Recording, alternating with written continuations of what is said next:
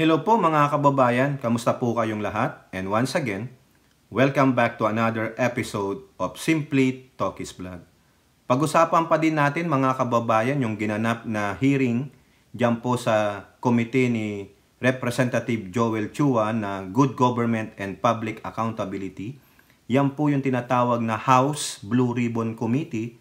Ang counterpart po niyan sa Senado ay Blue Ribbon Committee.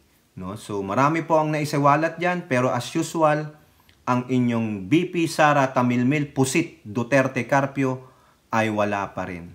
Yung sinasabi niyang magpapadala siya ng affidavit, hindi naman po siya nagpadala ng kanyang affidavit. So wala talaga, defiant, the arrogance, the disrespect, no? At yung pagiging sinungaling niya. So therefore, sabi nila, ang sinungaling ay kakambal ng, yun, alam nyo na. So dito po ating pong pag-uusapan, bibigyan ng komento at opinion reaction, ay yung pong natuklasan ni Representative Sia Adjong. No? At ganun din po, meron pong mga na-contempt na kawani ng OBP at dating DepEd employees. At ano po ang nararamdaman ng inyong Vice President? Meron daw po siyang nararamdaman at makikita ninyong sinungaling ang inyong VP Sara Tamilmil Pusit Duterte Carpio. Okay, so pero bago po tayo magpatuloy, tayo po ay magbibigay pugay at pasalamat sa lahat ng ating channel members, followers, subscribers, nagda-like at nagsishare ng ating mga videos, sa mga nagbi-video replay, sa mga nagsishare ng kanilang blessings, at ganun din po sa mga nakakasama natin sa ating video premiere at live stream. And special shout out to all our OFWs, men and women in uniform, sa mga frontliners, mga guro, at maraming salamat muli sa walang sawa niyong pagsuporta at pagsubaybay sa ating channel.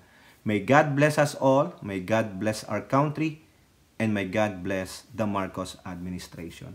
So unahin muna natin mga kababayan itong mga kawani ng OBP at former DepEd employees na tumalon lang sa OBP, sinundan si Pusit, no? Sila po ay na-contempt, no?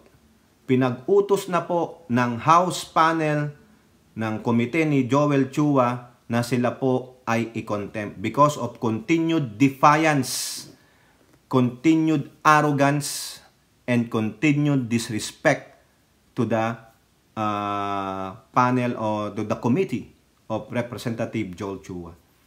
GMA News Online. House panel issues another contempt order, pang ilang contempt order na to sa kanila, versus OBP exec for skipping budget probe. Ayan. The House Committee on Good Government and Public Accountability on Wednesday issued another contempt order against an official of the OBP for paulit-ulit, failing to attend its inquiry into the office use of its budget. Ako, Bicol Representative Raul Angelo Bungalon, moved to cite Limuel Ortonio in contempt for supposedly acting in a disrespectful manner toward the committee. Ito po yung nagbigay ng letter. This was after Bungalon read Ortonio's letter to the committee where the OBP official requested the lifting.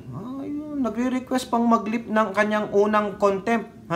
Ang yabang talaga, mga arrogante itong mga to. Quote, with this assurance for him to participate in today's committee hearing, may I move once more, Mr. Chair, that Mr. Limuel Ortonio be cited in contempt. Inuutusan niya mga kababayan. Sino siya para mag-utos sa committee na ito na ilip ang contempt at a-attend siya? Ano yon? Binablackmail mo? Binabraso mo ang House of Representatives? Sino ka? Who are you? Kung ako yon, who is this guy? Is he the president? Diba? Limuel Ortonio, kung sino ka man, hinayupak ka, arugante ka masyado. Who are you to order the HOR to lift your contempt order? Tapos bago ka mag-attend? Wow! Sino ka? Hari ka? Alang yan mga kababayan, no? Manang-mana lang sa kanilang among si Pusit na diktador. Bastos, arugante, no? Sabi pa ni Bungalon, number 1, he is aware that there will be a committee hearing today and that the excuse he offered in this letter is not a valid one. And for me, Mr. Chair, this is a continued defiance of a lawful order of this committee and it is a sign of disrespect. Correct. Mga tauhan ni Pusit, mga bastos, arugante at bastos, mga kababayan. Yan, ginuli seconded po ng mismong chairman. Bungalon also moved for Antonio to be detained at the Bikutan Jail in Taguig for 10 days. Nako, dapat sa Muntinlupa para masalubong siya ni Peryong at Dagol. Oo. The House panel have previously issued a contempt order against Ortonio, Acosta, Edward Paharda, and Sunshine Paharda for escaping the hearing despite formal invitations. According to the committee secretary, these 4 individuals had yet to receive the order as they are on official travel. Lagi na lang naka-official travel. Nung last time, umalis na si Lopez, nakabalik na sila, naka-official travel pa rin. So mas magaling pala sila sa chief of staff ni Pusit na si Lopez. Travel lang sila ng travel. Wow naman! Ano yun? Jet setter? Ano? Traveling around the world? At what? At the expense of what? Taxpayers' money? Wow naman! Magaling mga kababayan. Oo. Bungalon said letter signed by Acosta, Paharda, yung mag-asawang Paharda, indicated that they could not attend the hearings as they are on a official business. Really? Dinaig nyo pa si Lopez? Wow! Ha? Grabe mga kababayan. Oo. In other words, this one-pager document is a mere scrap of paper.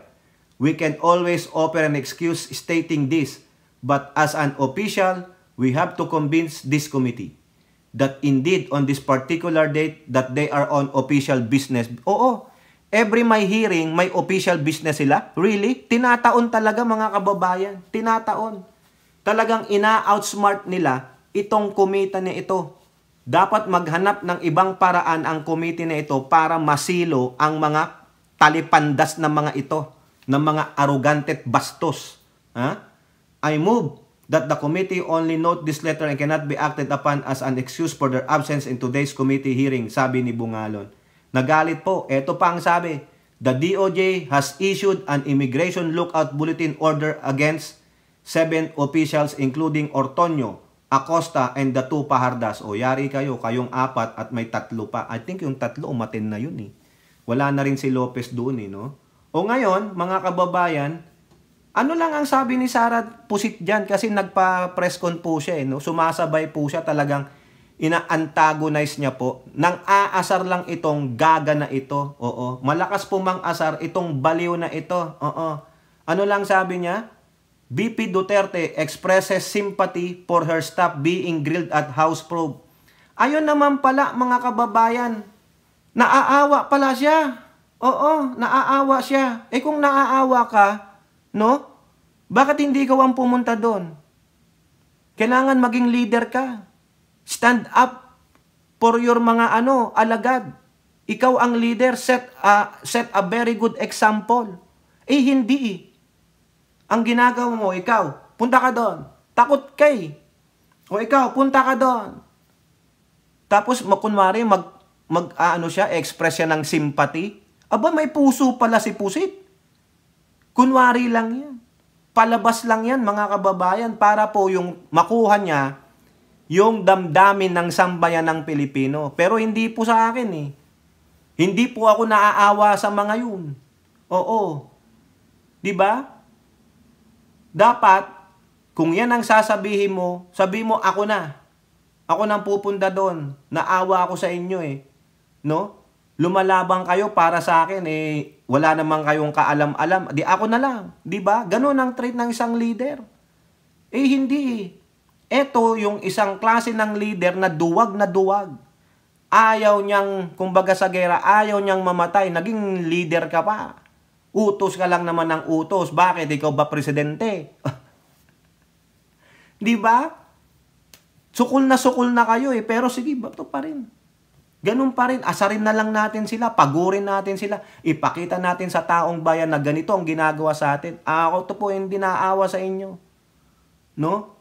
Kung maawa lang ako sa inyo, kung ilalaglag nyo na ng lubusan, papalakpakan ko pa kayo, lalaglag ko na ng lubusan ito.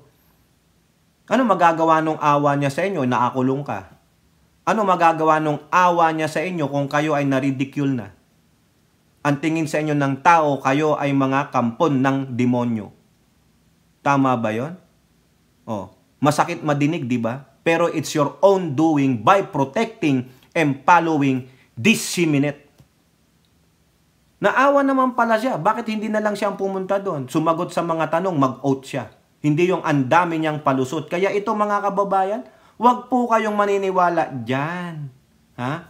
Huwag kayong maniwala dyan kay Pusit kasi kukuha lang yan ng awa sa sambayan ng Pilipino. Magpapaawa ang yan. Kunwari may puso siya.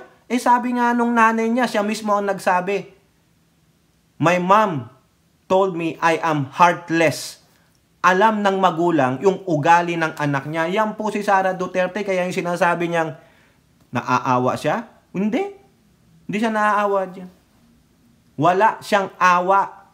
Natutuwa pa siya dahil yung mga tauhan niya ay lumalaban para sa kanya. Hindi niya alam yung mga tauhan niya ang nasisira ang reputasyon by covering up for her. Yung ba ang tamang ugali ng isang leader? Pabugbog mo lahat yung mga tauhan mo. Nasira ang karir nila. O tulad na lang yung chief accountant sa opisina mo. Yung chief accountant sa DepEd, si Catalan. Sirang-sira po sila, mga kababayan. Biruin mo yun si Catalan, 33 dekada ang ginugol na profesyon dyan sa DepEd bilang chief accountant. O probably accountant siya. Pero masisira dahil lang sa'yo. Dahil sa pagsuhol mo sa kanya at nasilaw din siya ng kwarta. Ganun po Pumasok ang isang presidente ng impyerno sa DepEd at winaluwal ang DepEd. Maraming nasira ang mga pagkatao, ang prinsipyo dahil sa iyo. Tingnan mo si Attorney Michael Powa. Hindi na makatiis. Baka yan, makasuhan din yan. Dahil tumanggap siya ng bribe. Di ba sinabi niya, tumanggap siya occasionally ng sobre sa opisina ni Pusit? Di ba kayo nahiya niyan? Ikaw talaga wala kang puso. Ang dating mo ay wrecker ka. Parang kung home wrecker ka Di ba, Pusit? Dahil lang sa vice president ka, hindi ka na po pinagkakatiwalaan ng 32 milyong Pilipino. Di ba? Magpa-survey ka, tinan mo, bagsak na bagsak ang numero mo sa survey even though there is like 2,500 respondents lang, 1,500 respondents, pero malalaman mo ang pulso ng sambayan ng Pilipino. People distrust you. People disapprove of you as VP. Wala Bakit? Kasi your continued defiance, arrogance, and disrespectful manner hindi po katangkatanggap sa mga Pilipino. Sa mga purong Pilipino na may kultura ng pagsunod, paggalang sa kapwa at sa mga opisyal ng gobyerno. Pero sa katulad mo na hindi naman purong Pilipino, di ba? Patunayan mo munang 100% Pinoy ka. Yung dugong nananalatay sa iyo ay 100% Pinoy.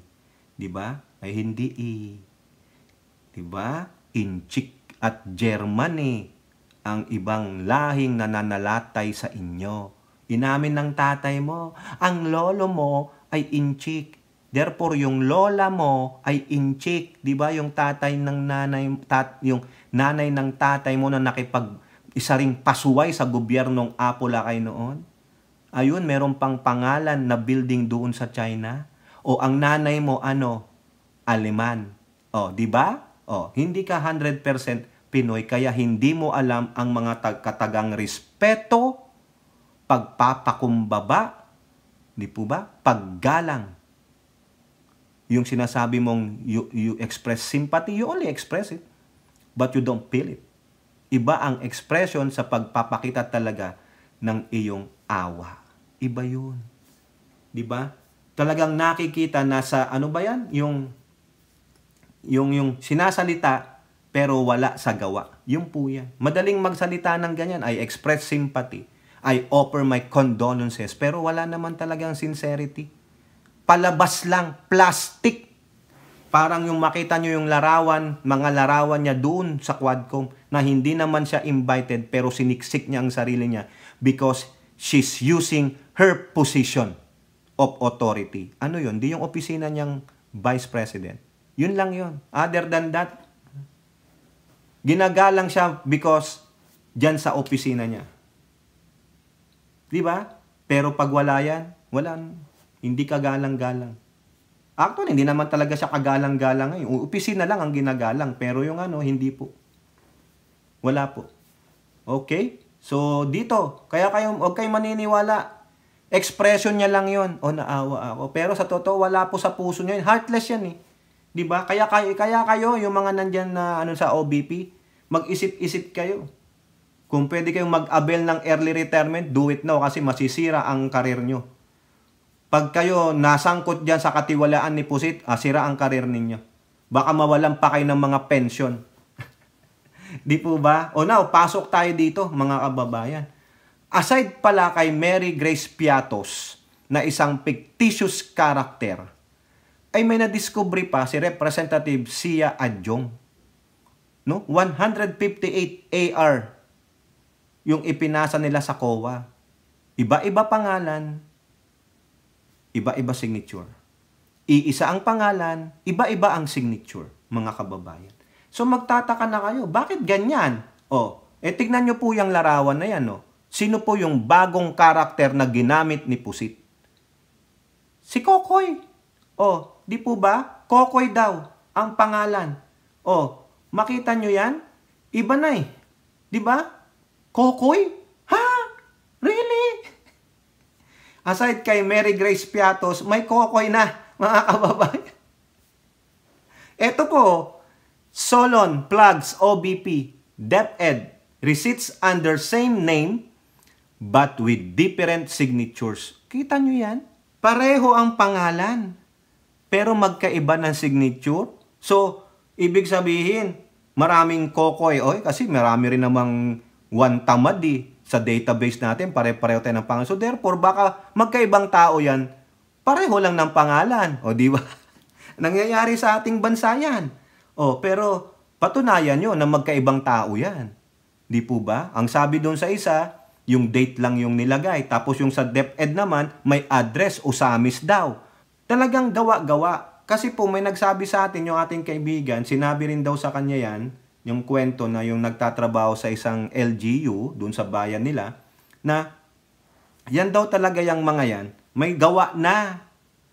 Kasi wala namang talaga na matibay na policy or bill or whatever na bawal kayong gumawa ng ganyan na dapat official receipt lang coming from the governing body. So sila may gawa-gawa na acknowledgement receipt, may pangalan na ano yung date, kunwari, 1 tamad, dumating na yung pera, ponduhan mo na, lagay mo na dyan. Ganon. May template na, may naka-imprenta na, gawa na. Kasi bakit ganyan ang ginawa ni Pusit? Gawain niya as mayor ng Davao City. LGU siya dati, kaya alam niya yun, prepared na. Mamaya malalaman nyo, sinungaling ito. Tulad ng anong kinwento ko, di ba? Sa LGU pa lang, ganyan ang ginagawa nila. Bago pa dumating, di umano yung pondo para sa ganito, tulad ng CIF, may nakalagay ng pangalan. Hindi ilalagay yung amount. Bahala na, halimbawa, si Juan Tamad, binigyan lang ng 1,000, pero ang i-report, 10,000. Ganon.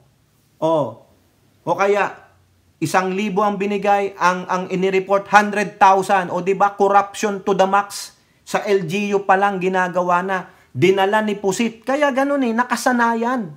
Yung the word nakasanayan, dinala niya sa national stage, akala niya hindi siya mahuhuli. Nahuli siya. Baka sa Davao City, nung mayor siya sa LGU niya, natatapalan niya yung mga auditor. Isa ring sinabi sa atin yan nung kaibigan natin, nagtrabaho sa LGU, na pag meron ng dating ng audit, ayan na, nagkukumahog na yung mga mayor o yung mga controller doon sa city nila, pag sinabi ng COA na mag-o-audit na kami, andyan na, ihahanda na yung magandang hotel, ibabahay yan, kung saan kakain, at magkano ang laman ng sobre. Yun po yung kwento sa atin. Oo. Alam na yan, kaya ganyan ang ginagawa ni Pusit noon, nung mayor siya, may nakaprepared na, at di umano baka natapalan na ng sobre yung mga nag-audit sa kanya nung time nung mayor siya. Hindi ba kayo nagtataka? Bakit nasaan yung audit report niya nung CIF niya nung time nung presidente ang tatay niya na meron siyang in total of 6 years 2.6 billion pesos. Ibig sabihin, tama yung ginawa niya. Kung tama pala yung ginawa niya, bakit hindi niya magawa dito sa DepEd at OBP? Bakit siya nanunuhol? Bakit siya nagumawa ng mga AR? Na pangalan lang, date lang at lugar lang. Walang amount. 'Di ba? Kasi pag may amount yan, hindi sila makapagnakaw. Oo, pag official receipt, hindi ka makapagnakaw kasi nandoon yung total amount, line item ka dyan. Tulad ng sabi ko kanina, gawa na yan one tamad, date, kunwari, dumating na yung pera, okay, dumating na yung pera natin, pondo natin. 10 ito, 10 ha. Ponduhan natin to ng 500,000. Magkano ang perang binigay? May 1 billion. Atin na ang 250,000 dyan. Anak na yung 10 receipt. 10 tayo dito, okay, maingay ha. Tagi 100,000 tayo, pirma mo yan. 1 tamad, 1 kupal, 1 sinto-sinto, ganun lang, pirma lang. Tapos pagdating na ng auditor, magkano dyan? Kano ang sayo? Prepared na. Kaya dapat yung mga COA dyan, auditor, i-lifestyle check nyo yan. Tignan ninyo. Kundi rin magkukumahog ang mga yan, maraming lilitaw na korupsyon mula sa lower ranks, yung LGU na yan. Ang dami niyan. Baka nga pati yung mga ating mambabatas dyan, may mga auditor yan, ay alam na. Kailan ka darating? Gusto mo ba bago ka pumunta dito, mag-Disneyland ka muna? Gusto mo? All expenses paid. Sama mo pamilya mo. Ganun lang yon, mga kababayan. Kaya itong sinasabi dito na same name with different signatures, ayan yan, form of corruption, mga kababayan. Yun yung mga kinwento sa akin, Ikinikwento ko lang sa inyo, talagang talamak ang korupsyon sa LGU pa lang. Paano pag umakyat na? Alam na. Eto po, a lawmaker plug on Wednesday acknowledgement receipts for the confidential expenses of 2 offices led by Pusit, which were supposedly signed by the same person but had different signatures and penmanship. Kita nyo yan? Sino yun? Hindi, 2 tao po yan. Pareho lang ng pangalan. Nangyayari po yan sa ating bansa. Really? Ang galing nyo naman. Sabi dito ni Representative Adjong said the receipts were among more than 4,000 ARs pala. 4,000? Grabe. Adjong asserted it is highly unlikely. Hindi daw yung chance na pareho ang pangalan, magkaiba ang signature. In question, prompting him to suspect that they had been irregularities in the use of government funds in the 2 offices. Sabi ni Adjong, how unlikely would that be? 2 persons with the same name?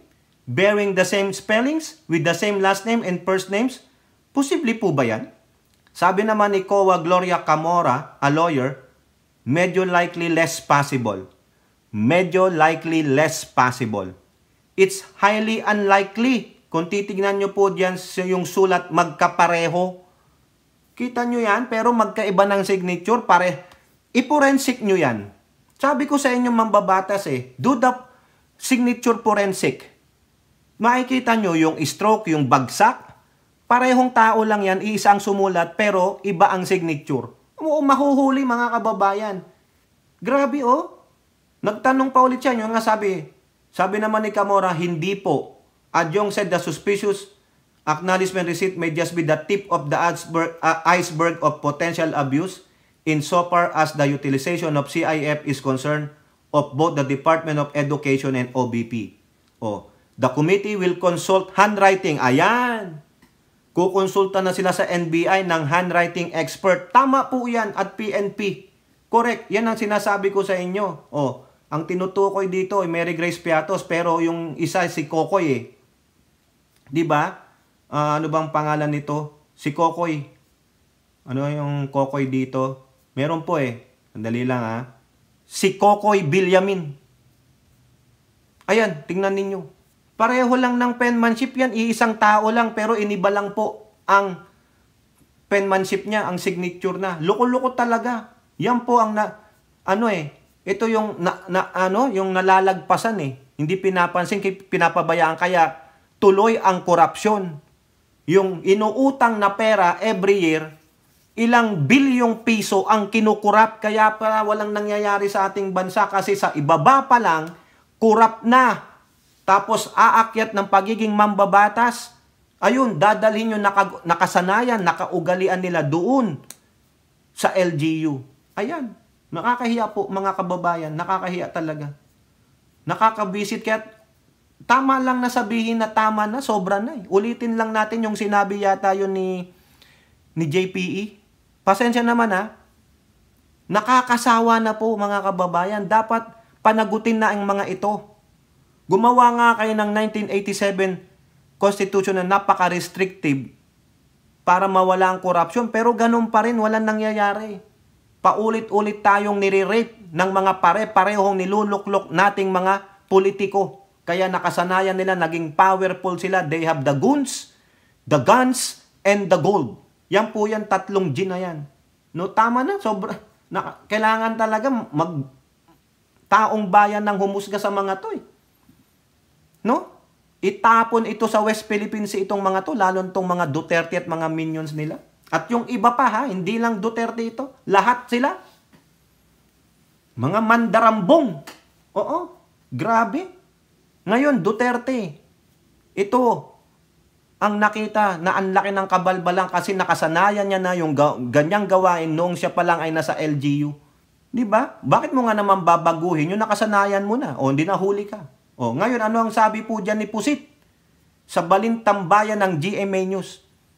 BP Sara, di raw nakita ang acknowledgement receipt na permado ni Mary Grace Piatos. Uwe! Sinungaling talaga, mga kababayan. Hindi daw niya nakita. At ang sabi niya pa, ito, I have no comment on that. No? However, I have not seen the acknowledgement receipt na kanilang sinasabi. Because basically, lahat ng mga dokumento, hindi siya dumadaan sa akin. Dumediretso siya sa SOD at sinasubmit siya na office ng gumagamit ng audit ng confidential funds. Really? So meaning, binabypass ka ng SDO mo? Binabypass ka ng tauhan mo? Eh, di sampal pala sa'yo yan bilang isang pinuno ng ahensya na yan. Really? Maniwala kayo mga kababayan? I can't believe this. The audacity to continue to lie. No? Sinungaling? Ikaw ang leader dyan. At pera ng taong bayan yan. Ano ang sabi ni Michael Powa, mga kababayan? Ang may control ng CIF funds ay si Sara Duterte at yung isa yung SDO. So ibig sabihin, hindi pinadadaan ng SDO yung mga perang inilalabas nila, yung mga pinapipirma nila, hindi pinapakita sa kanya. Eh anong klaseng leader ka? Tamad ka? Tanga ka? Tarantada ka? Ganon, wala kang alam, wala kang pakialam. Yung po yan, mga kababayan. Mismong inamin niya na yung pagiging incompetent niya. Betrayal of public trust, mga kababayan. How can we trust this Vice President if she really admitted, she lied to her teeth, na hindi niya nakita yung dokumento na yan? Hindi dumadaan sa kanya? Dumediretso sa SDO niya? Samantalang sinabi nung dating niyang spokesperson si Attorney Michael Powa na ang nagkokontrol ng confidential funds o fund ng opisina na yan ay siya. At yung mga kasamahan niya, nahuli natin siya. She is lying to her teeth. Sinungaling. Nagdi-deflect na naman. Ibinabato na naman yung pananagutan doon sa SDO niya. Ibig sabihin, malinis siya. Wala akong kasalanan. Come on, dude. Nakakahiya ito, mga kababayan. Wala daw siyang alam. Hindi niya nakita yung mga receipts. Lalong-lalo na yung pirma ni Mary Grace Piatos. ang nasa isip ng taong bayan, mga kababayan, itong Mary Grace Piatos na ito ay walang iba kundi siya rin. Si Pusit din. Yun lang po, di umano. Ha? Ngayon malalaman natin yan sa pagtapos ng forensic expert, yung handwritten or penmanship dyan sa NBI at police. Nakakahiya. Anong klaseng leader yan ng opisina na yan at nung DepEd dati? Incompetent, tamad, tarantada. Kaya naman pala siguro nagkawindang-windang ang opisina yan kasi walang totoong namamahala, walang totoong DepEd Secretary that time, walang totoong Vice Presidente sa Office of the Vice President. Bakit? Because of katamaran, kawalan ng respeto, walang pakialam. Ibig sabihin, leader ka, hindi mo alam nakita any correspondence sa paglalabas ng pera, saan napunta, paano, sino napagbigyan. Anong klaseng leader ka? Wow! Kayo dyan, lahat kayo ng mga naging managers, naging supervisors, o kami, sa educational institution, naging mga department heads, mga deans. Di po ba? You have to know everything. Unless otherwise it says, you're not included, okay lang. Pero kung ikaw ang naatasan dyan sa isang departamento, you are the head, you have to know everything what's going in and out of that department. Di po ba? Hindi kaysa makimarites ka, hindi. You have to know everything because you have to protect your department.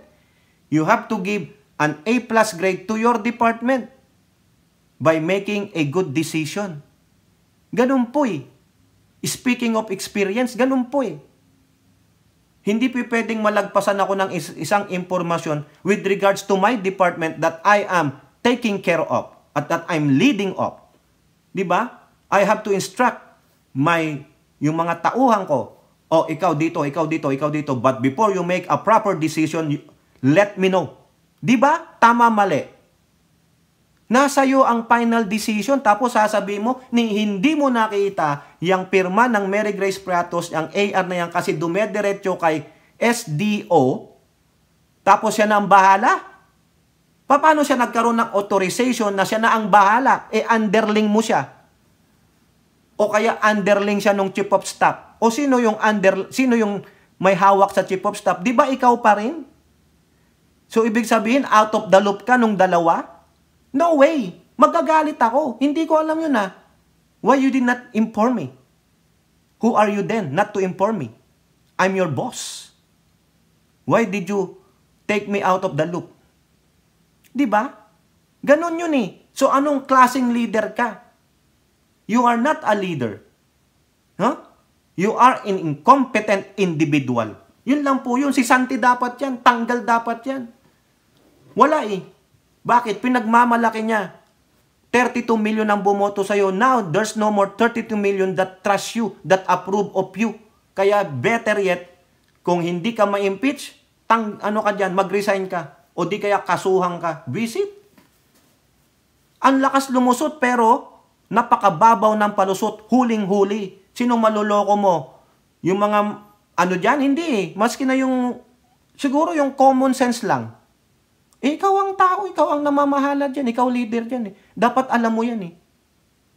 Paano kung di mo alam yan? So meaning, they are bypassing you, they're not respecting you. Yun ang napala mo, karma. Diba? If your underlings are not respecting you, they're not obeying you, they're just bypassing you, then you deserve what you deserve it. Kasi ikaw ganun din. Wala kang respeto. Wala kang paggalang. O di po ba? Huling-huli kung i-analyze ninyo eh. Kayo po, ano pong inyong masasabi? Comment down below and don't forget to like and share. Hope to see you in the next videos. Bye-bye. God bless.